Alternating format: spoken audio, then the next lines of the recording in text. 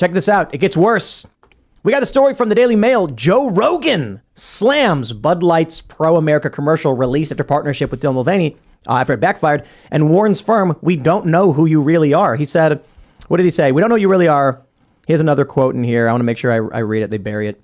He says, commenting, it's like the effing dumbest pro-America rah-rah. Like, we don't know who you really are now. It's so stupid and cliche. It hurts my feelings. It's so dumb. This is a company in deep-ish. Woo-hoo-hoo. That was great. That was from the episode with Jim Brewer. The biggest podcast in the world. And Joe Rogan at first was like, oh, who cares about this? And then Budweiser played this stupid, Anheuser-Busch played this stupid play. And then Joe was like, what are you doing? Yeah, he actually said it would be way funnier if in the middle of the Clydesdale running and everything that Dylan came out and like was like, hey, and that would have been amazing. That would have been hilarious. They needed to either shut up or they could double down, shut up or apologize. But they're doing this weird...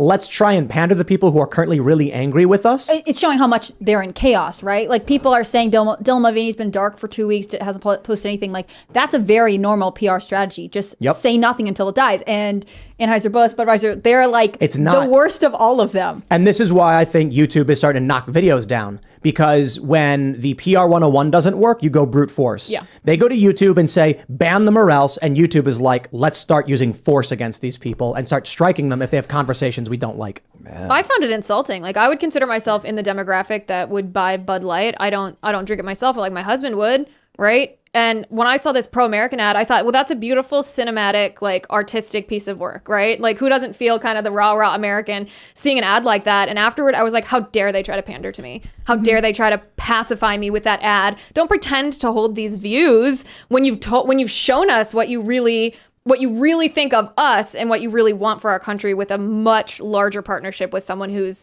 ideology is very much opposed to, these traditional values that you're putting in this ad. It's missing like the self like knowledge. You need to see these companies be self-aware if you want for them to buy their products and trust them. Like, don't just pretend like it didn't happen and then do a binary opposite thing. It's in some ways more insulting, right? Because they're taking this moment that was very powerful back in the day and saying like, we'll just throw it out here because that'll make you guys shut up. Like, that will make you guys comply with what we want. The whole thing, I don't care if Dylan has a beer ad. Fine. A 21-year-old actor wants to sell beer, go for it. But a month and a half ago, he was wearing a little girl's dress called Eloise, this girl, and pretending to be a little girl. And then a month later was selling beer. I'm like, that's where I'm starting to be...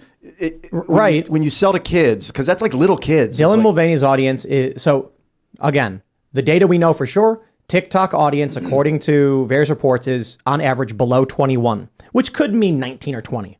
Still not of legal drinking age. And you can make arguments about college. I personally think the drinking age should be 18 because you're an adult and the government shouldn't set arbitrary standards like that.